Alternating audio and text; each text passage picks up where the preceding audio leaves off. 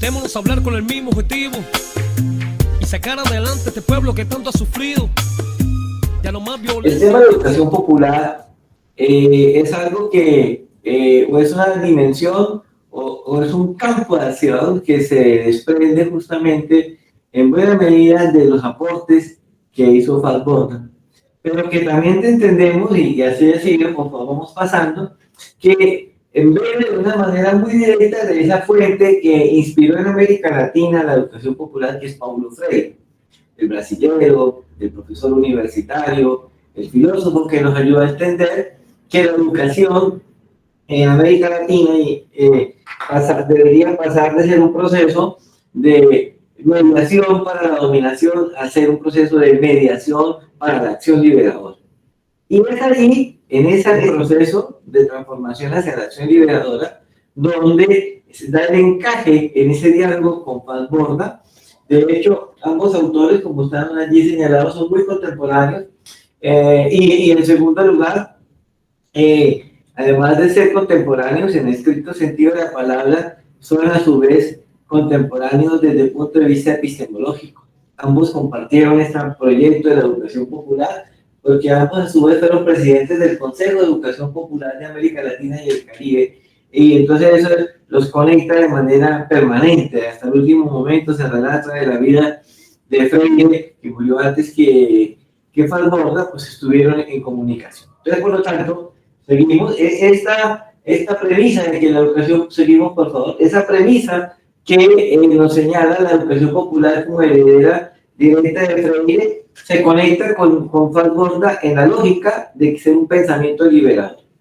Y es allí donde podemos hoy decantar, como nos acompañamos del profesor Alfonso Torres, que tiene un texto muy sintético, pero al mismo tiempo muy histórico de todo este proceso, nos va señalando cómo se fue entendiendo la educación popular a lo largo del continente por diferentes autores. Aquí resalto algunas de ellas.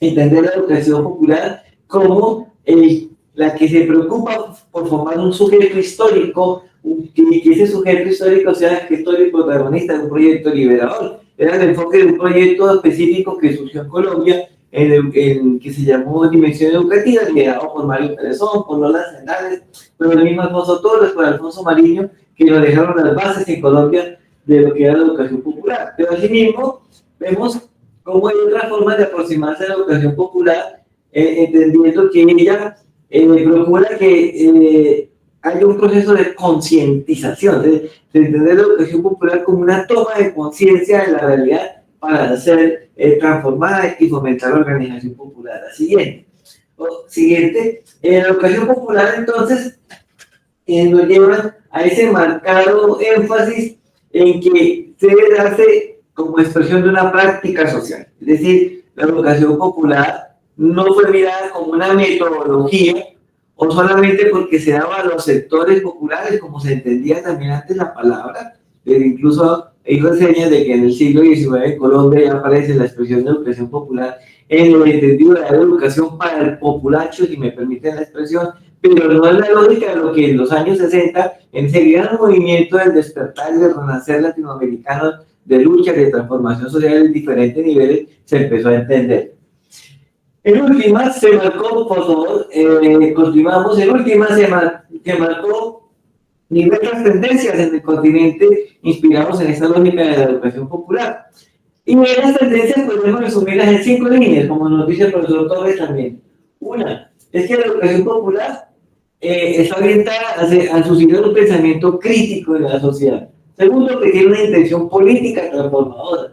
Tercero, que tiene un propósito claro de contribuir al fortalecimiento de un sujeto histórico en clave de ser el protagonista de esa historia de transformación. Cuarto, es una convicción que desde la educación popular se contribuye a esa intencionalidad de construir una subjetividad popular, es decir, de redescubrir lo popular como un valor y no lo popular como una negación. Y quinto, una falta de emplear metodologías educativas de corte participativo, y ahí es donde se entronca con la educación, con la investigación participativa, porque la base de la educación popular está justamente en generar procesos de conocimiento nuevo a través de la IAP que contribuyen a hacer el ejercicio liberal. Buscamos el diálogo como solución.